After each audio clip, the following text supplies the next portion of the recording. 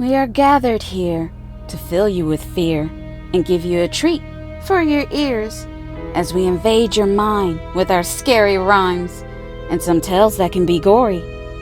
As you bear witness and sit here and listen to our poetic horror stories.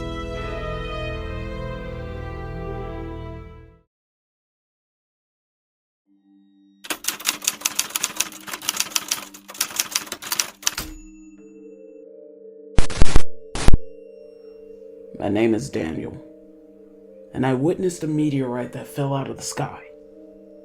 I was stargazing when it happened late last night. One moment, it looked like a faraway pinpoint of light. Next thing I knew, the light started to grow big and bright. The meteor entered into our atmosphere and instantly burst into flames. It left a long, fiery streak across the sky. Its tail was engulfed in a blaze. I watched it as it lit up the night sky, as it came hurtling down to the ground, not far away from my town. It landed in the forest a few miles away from me, and with a great boom, there was an explosion on impact that shook the ground, singeing the earth and blowing away the trees. It created a big crater, an indentation, leaving an impression on the ground. The hole was so big and round, you could see it from a mile. I made my way over to the impact location to assess the damage. When I arrived, the meteorite was glowing an eerie red. You could see it was from another planet. Suddenly, the meteor cracked and split open, and inside of it, I saw something red oozing its way out. This has to be an alien. Of this I had no doubt. It looked to me as if it was being hatched out of an egg, as if it was being born, and today was its birthday. The creature started squirming, moving around like a worm on a fishing hook. The movement of this creature, this extraterrestrial being, was weird. I watched it squeal as it moved around on the ground, and the sound it made, it was terrifying. It sounded just like a newborn child crying for its mother. The cries were so loud, it reverberated and pierced the inside of my ears. It sounded as if it was in great pain and suffering. Suddenly, I felt a warm liquid starting to drip from my left ear. That's when I realized my ear was bleeding. That screeching cry the creature made bursted my left eardrum, and I couldn't hear anything from it. But I kept watching the creature as I nursed my injured ear. I watched the creature in pure horror as it transformed from the ooze into a small ball. Then the creature started to roll. As the creature rolled, it picked up insects, tree branches on the ground, rocks, and small animals. The more the creature consumed, the more it grew. Next thing I knew, the ooze began to transform into a huge, gigantic blob. It was absorbing everything in sight, and the more things it picked up, the more the creature increases its size. Suddenly it stopped rolling and let out a great roar. The roar was so loud, it shook and rattled the forest floor.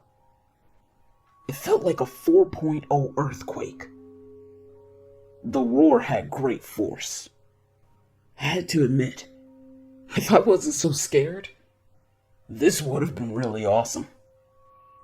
Luckily, the creature hadn't noticed me, as I watched it devour every living thing in its wake. It felt like I was watching an old drive-in horror movie. At this point, the forest was almost depleted.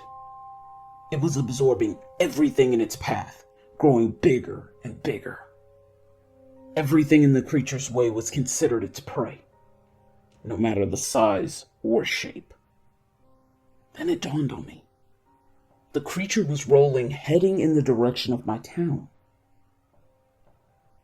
From where me and the creature were, the town was only separated by 25 miles, and the creature was now becoming a full-blown monster, ready to take my town out.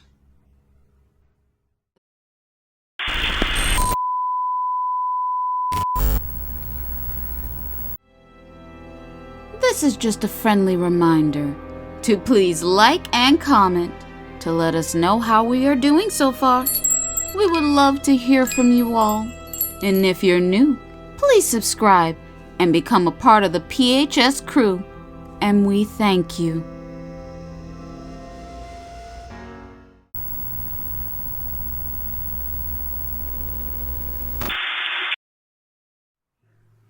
The town I lived in, the population wasn't very big. Only 800 people lived in it, and we were a very tight-knit community. It's the kind of town where everyone knows one another. We weren't just neighbors. We were more like family. Everyone treated each other like a sister, a brother, an auntie, a cousin. I had to warn them, to give them a chance to run away from this monster. I hate to think, if I don't make it there in time, it will be nothing but pandemonium, chaos, and mayhem, which would lead to the town's total destruction. I knew I needed to try and warn the townspeople, to save as many people as I could. Because if I didn't, the town would be doomed. I ran back as fast as I could to my car. I threw it into drive and I took off. While I was driving, I had a gruesome thought. What would the blob transform into once it started absorbing people? From what I could tell by the living animals it absorbed, the animals were instantly dissolved and became a part of the blob. It was a horrible sight to see the animals being digested.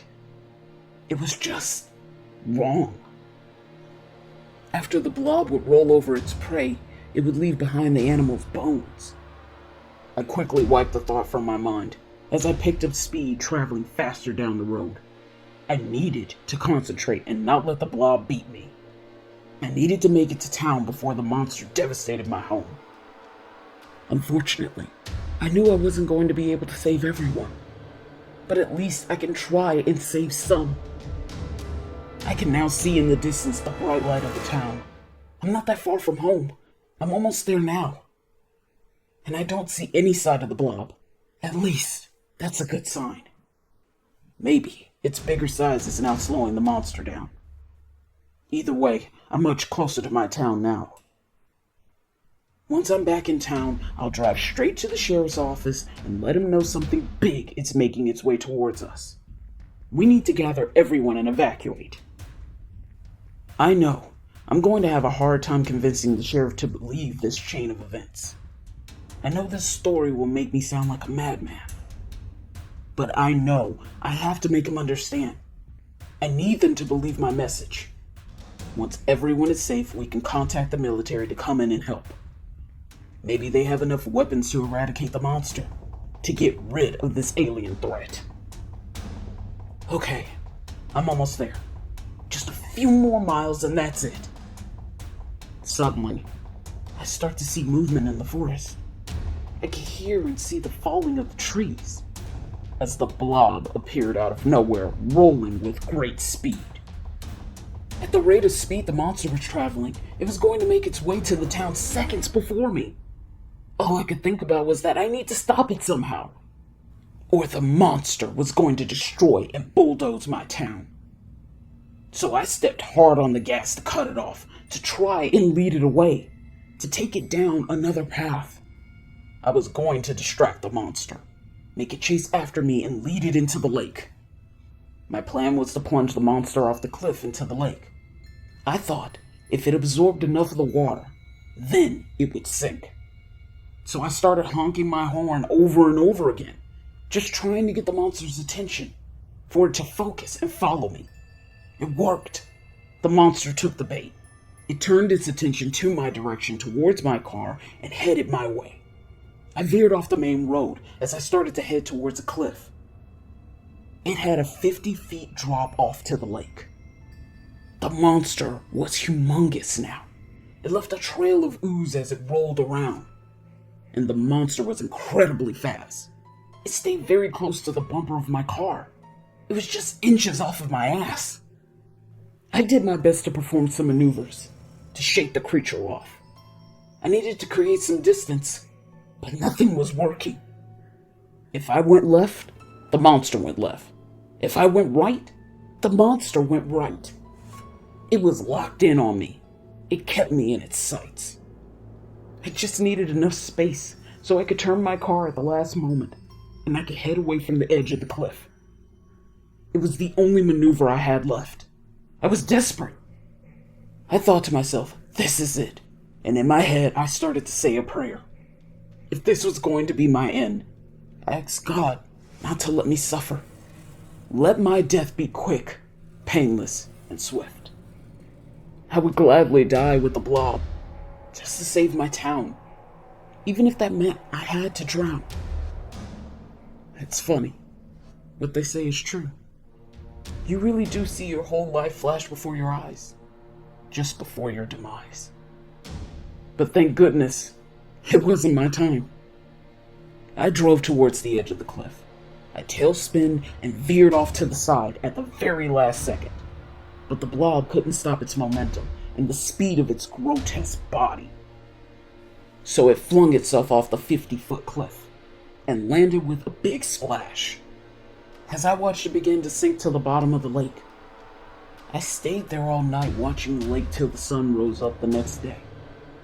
And I'm happy to say, the Blob never made its way out of the lake. It was good to know that the people in my town were now safe. They had no idea how close they came to a grisly end that day, and how I saved the town. But that's okay, because you know my story now, and how I stopped the attack of the Blob from destroying my town. I'm proud to be the town's silent hero, to know I took the Blob down.